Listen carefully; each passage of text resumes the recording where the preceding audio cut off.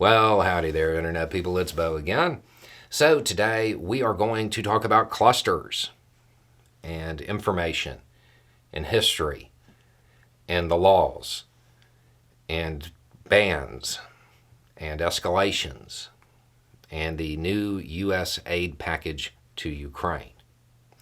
Because as soon as news broke, a whole bunch of information started coming out. A whole lot of it is less than accurate. Some of it is justified, and some of it is just wrong. So we're going to try to clear that up. Okay, so if you missed the news, the United States has agreed to supply Ukraine with some cluster munitions. Okay.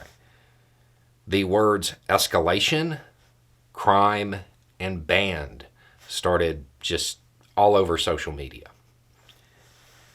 Okay, let's start with banned. There is not a party to this conflict that is a signatory of that ban. Not Russia, not Ukraine. The United States hasn't signed it either. A whole lot of countries around the world have banned the use, production, stockpile of cluster munitions. Why? Because they're bad. Okay. The banned part of it, it's kind of academic here because it doesn't really apply to any of the countries involved. Okay, let's talk about the crime aspect. Just because something isn't banned doesn't mean you get to use it however you want. If somebody was to use a cluster munition against civilian targets, yeah, that's a crime. That is a crime. Now, as far as escalation goes, because normally this is coming out as the United States is escalating the conflict, providing banned weapons that are going to be used in crimes. Okay. Where have you been for the last year? The first documented use of cluster munitions in this conflict occurred February 24th, 2022, right when it started, when Russia hit a hospital. Now, was that really the first use? Probably not. Probably wasn't. The other uses were probably against military targets, so they didn't get investigated. Russia has used them extensively, and they have hit a lot of civilian targets with it. Now, does that mean that Ukraine is completely innocent when it comes to their use? No, Ukraine has used them as well. Cluster munitions have been used throughout this conflict. Ukraine has used them a whole lot less. Now, is that because Ukraine is somehow morally opposed to their use? Probably not. Probably has to do with two other things. One, they didn't have as many. They're using some of Turkish manufacture, and I think some old Soviet stuff. Fact check me on the Soviet stuff.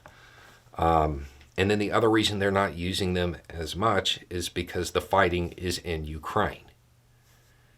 So the civilians that might be impacted are Ukrainian. Generally speaking, militaries are more careful around people of their own nationality. Okay?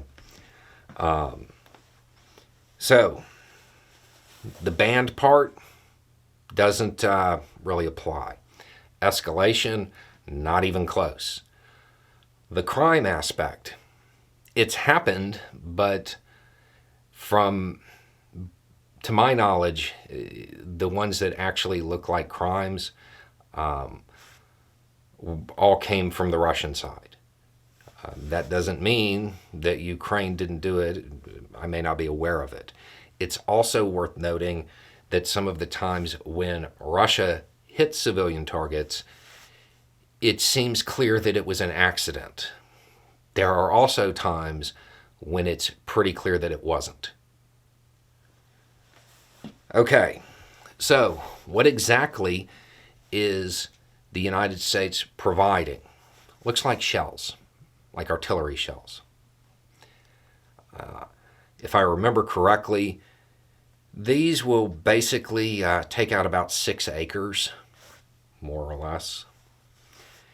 They go off above the ground and send out a whole bunch of projectiles. And I think the charges in the projectiles have a little bit of shape to them. What are these really used for? The ideal use would be a concentration of vehicles. Okay, a whole bunch of little projectiles coming down, poking holes in it. Now, it might have to be hit a whole bunch to be destroyed, but to be damaged to where it really can't be used, that could just be one. So that is the designed use of these. They'll probably also be used against trenches. Are either one of these likely to result in a crime? Probably not. Generally speaking, these things are not close to the civilian population. Okay. Does that mean that this is without risk? No, because another really good use for them is airfields, because it really messes up the airfield. Those tend to be a little bit closer to civilian areas. That being said, as we have already talked about, the Ukrainian military has been pretty careful about this. I have no reason to believe that that would change.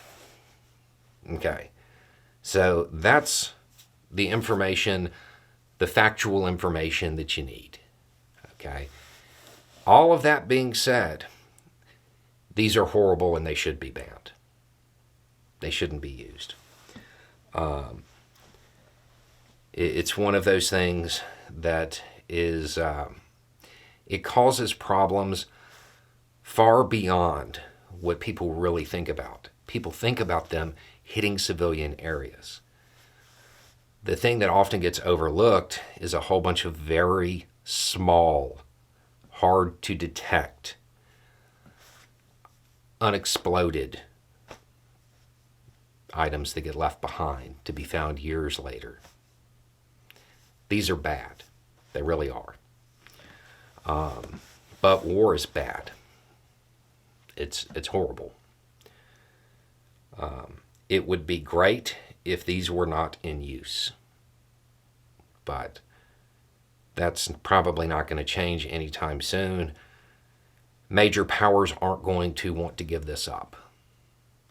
It's a lot like nuclear weapons. They really shouldn't exist, but they do. The Ukrainian military needs to be incredibly careful when using these. But I think they know that.